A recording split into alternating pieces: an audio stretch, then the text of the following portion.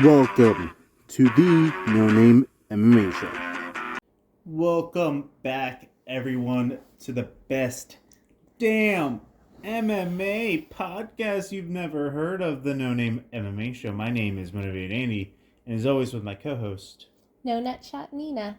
Before we get into last week's Snooze Fest, which we won't, sorry for everybody who was waiting for that, we are going to be talking UFC Long Island and all the shit that's going on this weekend. But first off to my baby. But what did we do this week? Yeah, so last weekend I took off on Saturday for a day trip to Asheville with some girlfriends, and we went tubing down the river, and we had our birth charts read by an astrologer. That's right. That was so much fun. Yeah. While Nina was out, I was pulling a Luke Rockhold, and I try to watch Tenet. It's not so hot. It's not that good. I thought I had watched like 3 hours worth, and I was only actually like an hour in. After that I just watched the fights, and I went to sleep. We watched Speed. Yeah, I've never seen it all the way through from start to finish. I've only ever seen like pieces of it. But is it not like so fucking good though? It was so entertaining for sure. It's one of the best movies ever. But yeah, that was pretty much it. Had a pretty chill, relaxed weekend. But let's talk about all things violence now. Okay. Let's get to the real meat of the show, guys. Cool. Off to Nina for the MMA Minute. All right. Off to her again. Alex Pereira on Israel Adesanya's UFC 276 post-fight comments, saying, "Ask him if he was impressed when I knocked him out." That's what I was saying too. Like, I do think that Izzy could be taken down by Alex Pereira. 100%. I mean, he beat you once. Mm-hmm. He knocked you out once. And yet you're talking shit about this dude. Mm-hmm. Like, talking down about him. Yeah. Which, good for him. Do whatever you want. He's middleweight GOAT, greatest of all time, whatever the fuck. Yeah. I mean, it is what it is. Yeah. Just, man, if you're underestimating this dude that's still knocking out motherfuckers, his son is going to end up planking next to you whenever he knocks you out again. Yeah. Darren Till is at a low point after a UFC London withdrawal.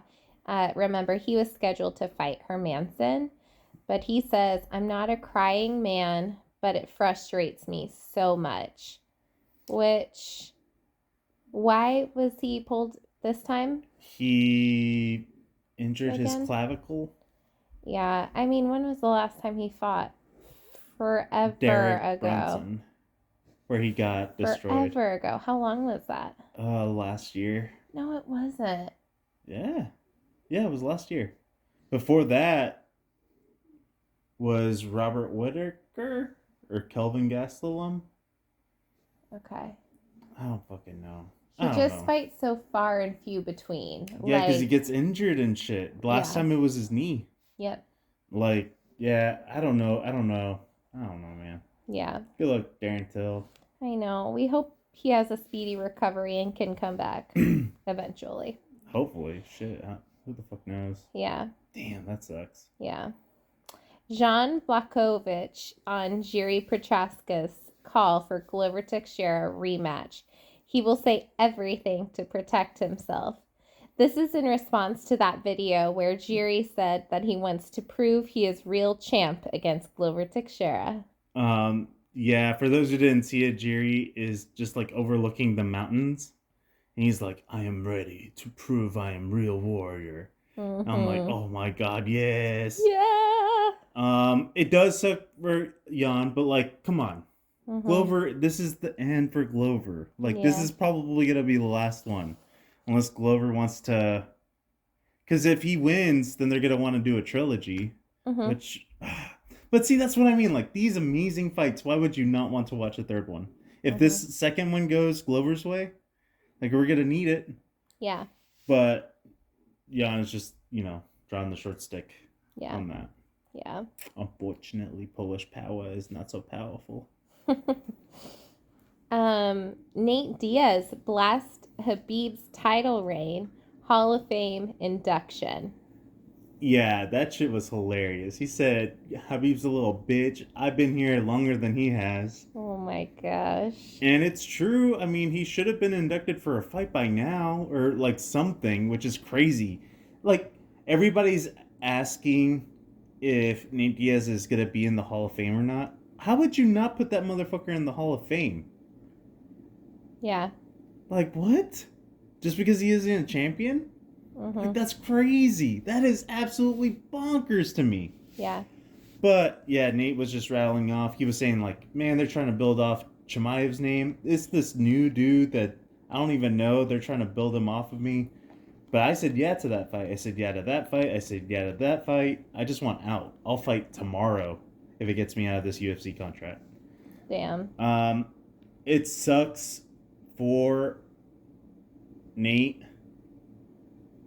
But, again, the only fight that's going to happen for Nate is the Conor fight. That's the only one the UFC is going to offer him. Because why the fuck would you not? That's going to be the biggest bank. Especially on your way out. Totally. So, yeah. They just announced that UFC 281 is going to be in November.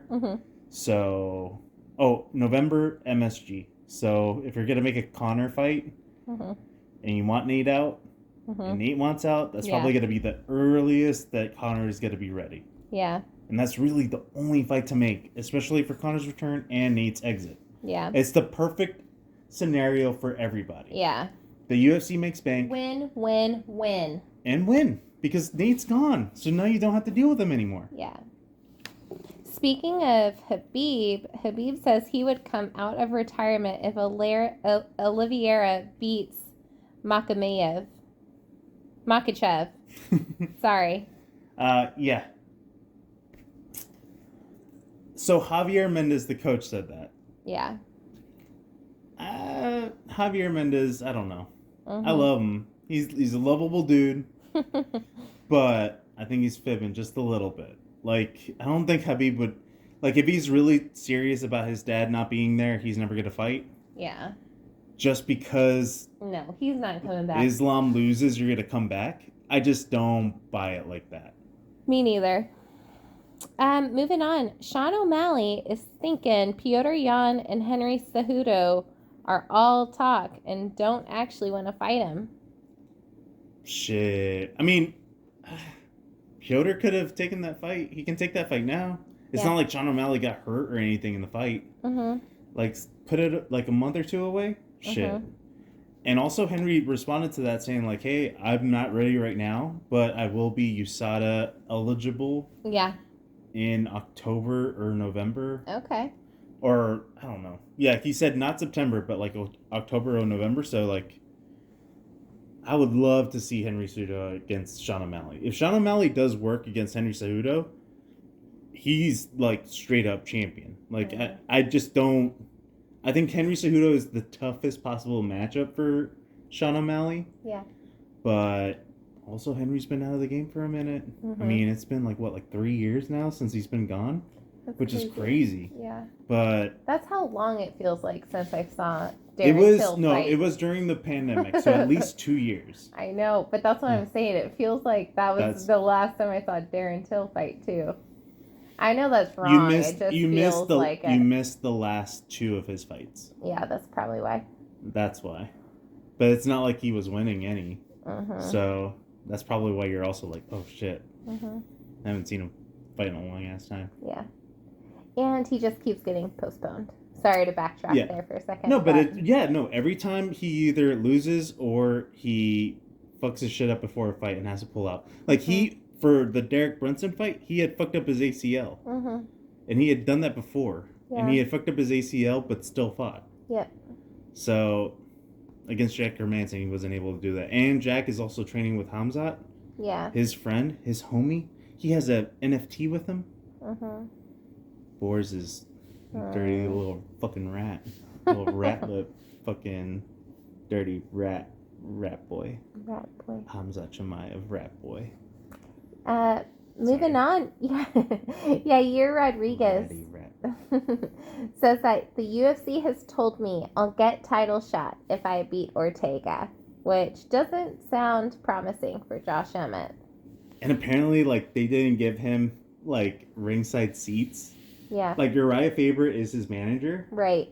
And Uriah Faber was pissed. Yeah. He's like, I'm going to talk to Sean Shelby and Mick Maynard and Dana. Josh Emmett should have been up in the front. He was put up in the, like, nosebleeds and, like, all that kind of shit. And it's like, ugh. But to be completely honest, as, like, an outsider looking in, if you want to put on the casual hat and say, like, oh, I don't watch that many fights, the winner between Brian Ortega and Yair Rodríguez against somebody for the possible championship, maybe Alexander Volkanovski, maybe not, sounds better than Josh Emmett. Yeah. If Volkanovski goes up, there's a possibility that there can be an interim between the winner of this against Josh Emmett. But that's best case scenario for Josh Emmett. Best case scenario. Right. Because still, like, it's going to be a minute before... Well, Alexander Volkanovski actually broke his thumb against Max Holloway in the second fucking round. Damn, and he went And another 3 rounds and kicked his ass. Yeah. So he broke his thumb and got surgery on it. So he's going to be out for a minute. At least 12 weeks. Okay. Charles Oliveira has to have an opponent soon. Yeah. Which, I mean, worst case scenario for him, it's going to be Abu Dhabi in October. Okay. So the timing does add up for him to get that fight in, and then Alexander Volkanovski to be able to train, and then afterwards, whatever damage Oliveira has, and then another 3 weeks or 3 months, and then they fight. Okay. Best case scenario for a timeline, right? Yeah. But if Alexander says, oh, that timeline doesn't work for me, I'll go ahead and defend my belt. Yeah. Then Josh Emmett might end up being behind the winner of this week's main event. Got it. And then what if, like, Alexander dips then? Yeah. He's going to have to wait for Alexander because Alexander said he's willing to jump back and forth. Right. And then, you know, if he's doing double champ shit, he's not going to just go in and take it easy. He's going to do it properly and then come back. So we're looking at, like, 1 fight a year per division. If he ends up winning both belts, obviously. Yeah. But... Whew. Long ass wait for Josh Emmett, who won, you know, against Calvin Kattar, a bad motherfucker. So, especially he was thinking that he was gonna possibly get one, and then he gets nosebleeds, and then he's looking at like a possible 2-year timeline for him to be able to fight for a title. Yeah, that's crazy. That is crazy. Well, speaking of Alexander Volkanovski, Kamaru Usman thinks he's the #1 pound-for-pound fighter over Volkanovski because he says he does it spectacularly. I get where he's coming from, but nah, man. Shutouts against legends like that doesn't happen. Like, yeah, you did destroy Burns. You did destroy Jorge. You did beat Colby. But just the level of which Alexander Volkanovski performed against Korean Zombie and Max Holloway, like, it was complete shutouts. Yeah. There was not even... You had a close fight against Colby. You had a close fight against Colby the last time you fought him. Jorge Masvidal hasn't had a win over a top 15 welterweight. I don't know in how long. He hasn't had a win, period, in a minute. Yeah. And then the only other person that he fought was Gilbert Burns. And unfortunately, Gilbert Burns is a badass, but I mean, he's an undersized. He's not Max Holloway. Right. He's not right. It's not the same level whatsoever. And just the way, just complete dominance. There was no like, oh, Alexander Volkanovski's in trouble here. Never, ever. Except for the Brian Ortega fight. Yeah. But even then, Brian Ortega got his 2 best submissions on him. Yeah. T-City got the triangle. Yeah. And the motherfucking guillotine. and still didn't finish that motherfucker. Yeah. And also, that was a competitive round, but Alexander Volkanovski destroyed Brian Still Ortega. kicked his ass, yeah. Like, remember when we were watching, we were like, they could call the fight after the third. Mm-hmm. They can definitely call it after the fourth. And Yeah. Brian Ortega is such a tough guy. He made it to the fifth, and the corner didn't call it. So, even then, even when you almost had him, he still wiped the floor with you. Right. So, he had one tough round in his last 3 fights. Mm-hmm.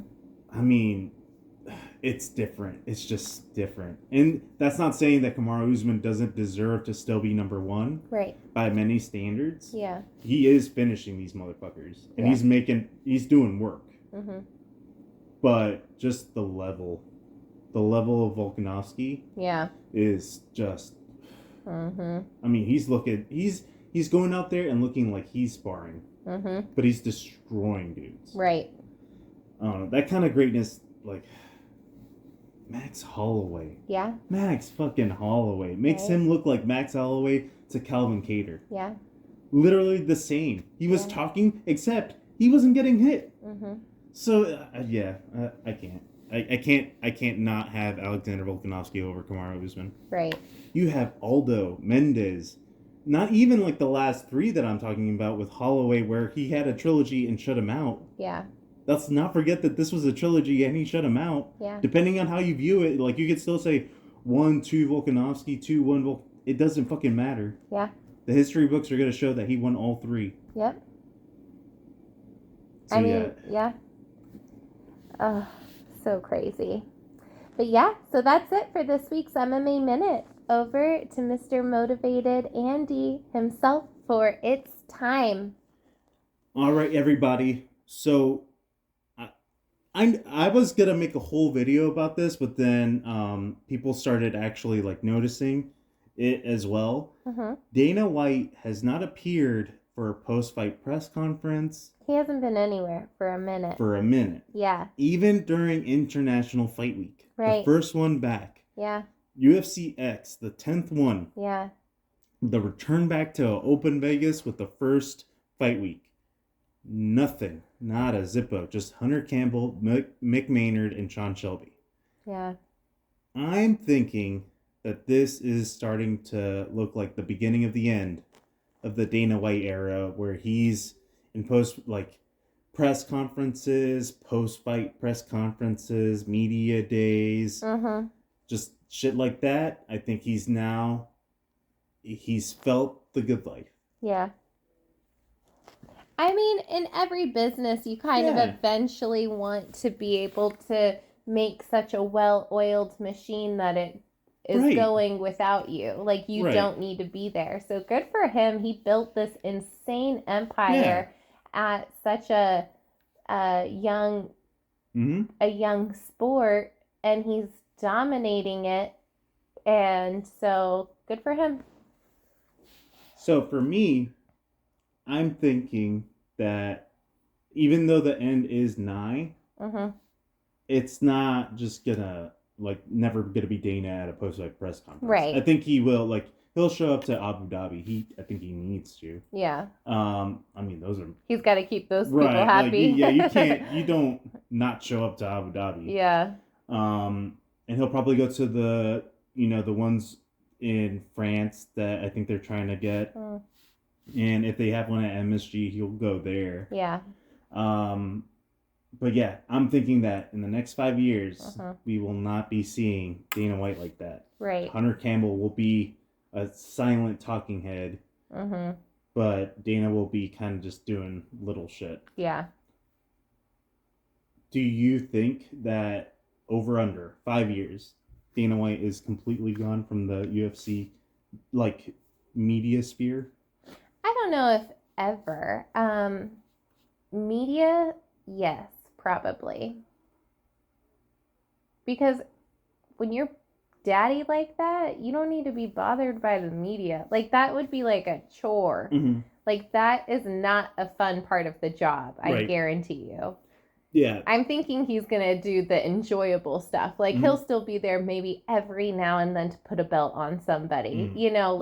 The fun stuff. or to do like the Contender series still, or things like that. But media coverage, that would be the first thing I'd be like overdoing as well. Yeah.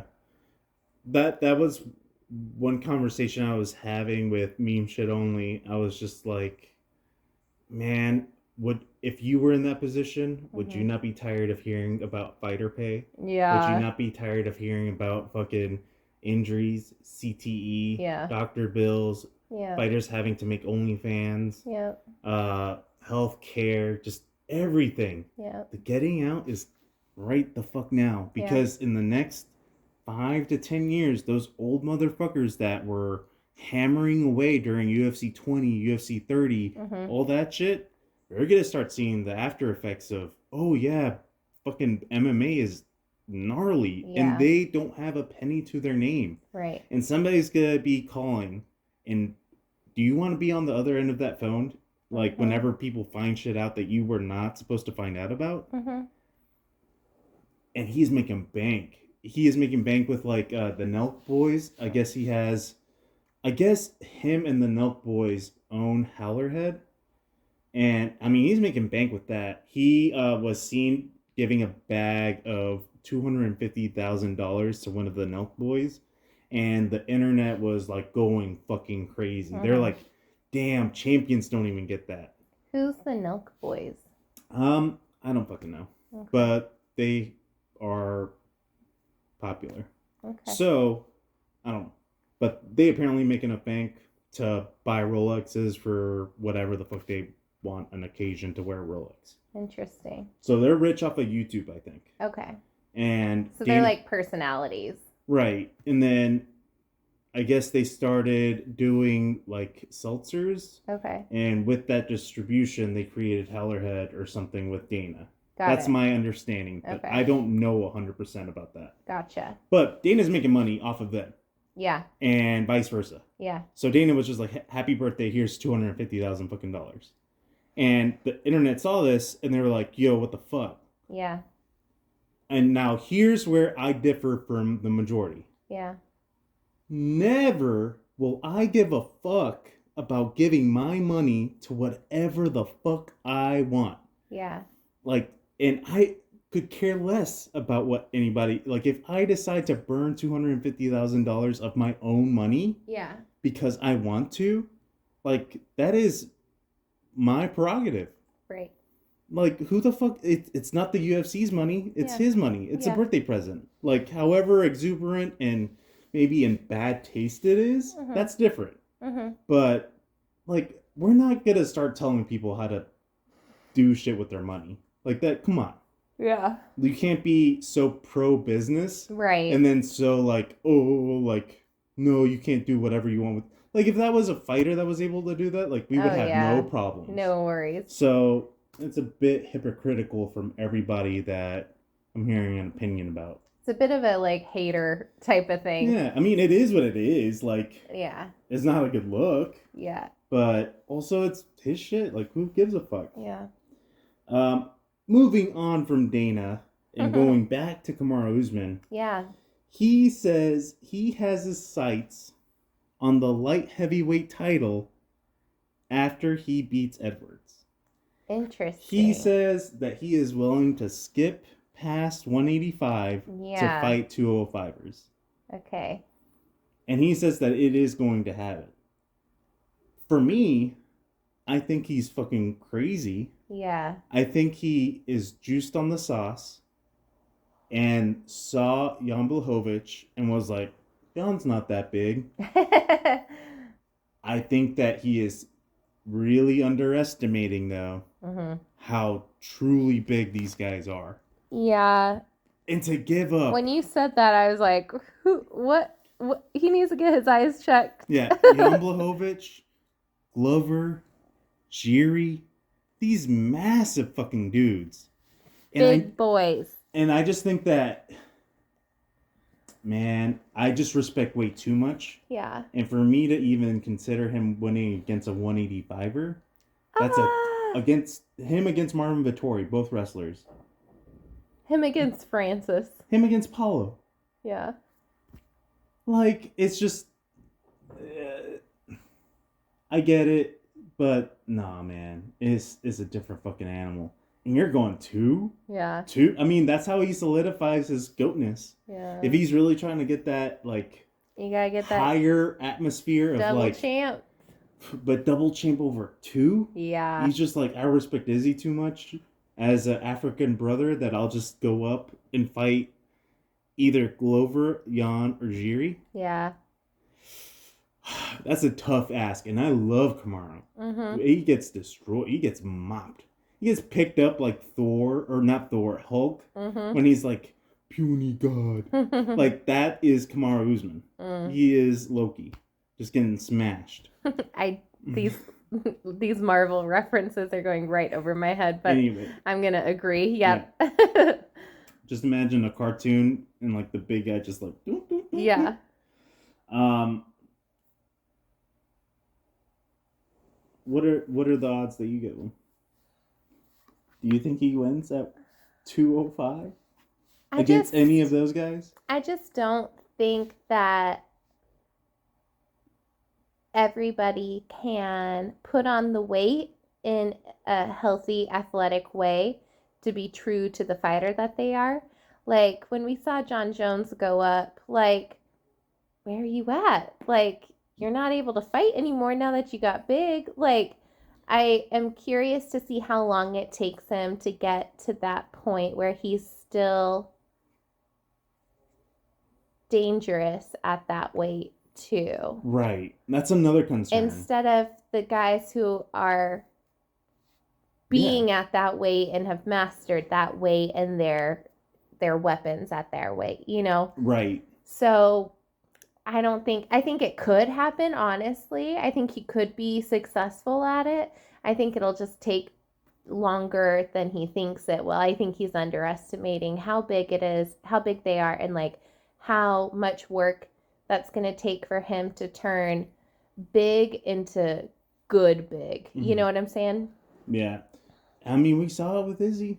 Yeah. It was not that easy. It's not just showing up, just not. It's not just cutting. putting on weight. Yeah. Right, yeah. I'm telling you, like, you think it's a couple of inches Are you at gonna the be most. fast while you're big? Yeah, like, and are you going to be able to last how you usually last? Are you going to be able to output like that? Are you going to be able to wrestle how you like to wrestle? Exactly. Instead of being at 170 and possibly rehydrating to 190? Yeah. To being at a heavy 204. Like, I don't know. Kamaru's on that sauce, but good for him. And last but not least, the weekend that is coming up features Brian Ortega versus Yair Rodríguez. Who do we have winning in the main event? I've got Yair. I've got Yair too. Yeah. I think he makes Brian Ortega look silly again. I just think Yair's one of those scary-ass, quiet dudes that, like, gets underestimated. I don't know. Like, you haven't seen enough of Yair, but I mean, what he did to Korean Zombie, last second knockout. Yeah, no, I fully am confident in him, but right, but that's where like that happened. Then his fight against Max Holloway was super fucking close. Yeah. So, I just think that Brian Ortega is getting more comfortable on feet. Yeah. And I think it's gonna be a bad night if he really tries to go on feet with Yair Rodríguez. Yeah. I think Brian Ortega really needs to try to take him down. Yeah. And bring him into his world. My thing is, I don't understand why people. I get pride. Yeah. But fuck pride if it's gonna get in the way of a win. Completely. So, and you're so amazing on the ground. Yeah. You don't have the shit that Yair Rodríguez, like, you just, it's fucking crazy. Like, he just throws his body at you and lands every which way. Yeah. And it's, look what he did to Max. Right. It's going to be a tough night out for Brian Ortega, in my opinion. I think Yair Rodríguez is just a little bit more comfortable just playing the game. And Brian Ortega is going to try, I think, I don't know. You know what I meant to say? I didn't mean that, like, he's underestimated and like quiet. I meant like he doesn't have the fan base that Brian Ortega has. 100%. So you don't hear about Yair Rodríguez the same way. And Viva Mexico, okay? Yeah. Both of those Mexican chins are gonna deliver blood. Yeah. Oh, I can't wait. But Yair just doesn't have that fan base like Brian Ortega or a lot of people in his division, which he should, because he's scary. I mean, he also does some kind of lame shit. Yeah. Like the USADA stuff and like being a little bitch about Jeremy Stevens after he poked his eye. Like, I don't know. I'm just saying Yair's a gifted athlete. Like, that's what I'm saying. Like, I mean, people like Colby Covington, you know, like, so people should like Yair Rodríguez because he's a really fucking scary fighter, honestly. Yeah. He's really fucking good. He's really fucking good. So, Yair Rodríguez says that if he wins this, he has been promised by the UFC to get a title shot. Right. We were talking about that. How likely do you think it is that one of these guys gets a title shot? Okay. Instead of having to fight, why am I forgetting his... See, this is why you're not fighting Josh Emmett. But how likely do you think it is that they fight Volkanovski instead of fighting Josh Emmett, winner or loser? I think it would work, especially now with Volkanovski having to have some time off. Yeah, I think they're probably fighting Volkanovski next. Oh, shit. But actually, if it's Brian Ortega, I don't really want him to fight Volkanovski again. That's where, Brian Ortega said earlier today that he was the most dangerous fight for Volkanovski. And I was just like, okay, no. No, Max, but... Look at that. But still... But again, you got your best weapons on him. That's what I'm saying. So I would say if Brian Ortega wins, I'd want him to fight Josh Emmett.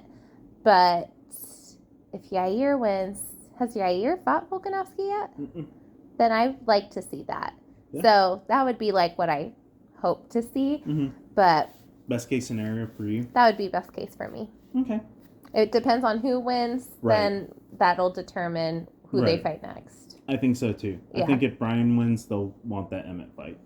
And I don't think Volkanovski would want to fight Ortega again either. Yeah. So I don't see that actually happening. I think Volkanovski, if it gets to that point, will give Brian that rematch. Or if Brian wins like convincingly or like terribly impressive or something.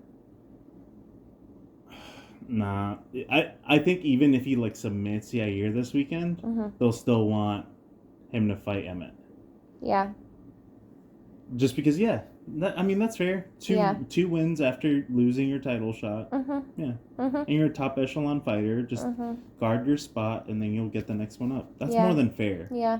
I think Brian Ortega thinking that he's going to get one after this is kind of stupid. I mean, you're talking about back to back to back. Yeah. Like you're getting one win going back, one win going back. Right. And you only have 1 or 0 wins during current top 15 featherweights. Exactly. So there's just a long line of motherfuckers that need to get up. No, you gotta keep your spot and earn it. That's right. So yeah, but that is it for this week's episode. UFC Long Island is gonna be dope, and it's gonna be early morning card. It starts at 11. The prelims. Always watch the prelims, and then I think the main card is at 2. I don't know. It's like a 6-fight main card, which is pretty crazy. And it's going to be on ABC. So, yeah. No ESPN Plus required. Or if you're over this ocean and shit, I don't know. You don't have ABC, so sucks for you guys. Yeah. But, babe, tell the people how they can reach us. Yeah. Because I do think this is our best show that we have recorded yet. Episode 99. Woo-hoo! Fucking 99. Yeah. 99. Yeah. 99 bottles. So if you're on Twitter, hit us up at NoNameMMA1, Instagram at no.name.mma.show, or send us an email at nonamemmashow@gmail.com. Have a great rest of your week. We'll talk to you next week. From me, Motivated Andy, and I hit my chest really hard. I know, I heard that. And No Nutshot Nina. Invest in your mental health. And as always, fuck you, John Jones. Jones. Peace. I don't know why I did it. I didn't want to do that, but I did it anyway. Call me a... I know what he calls you. Call me a fatherless bastard, dude.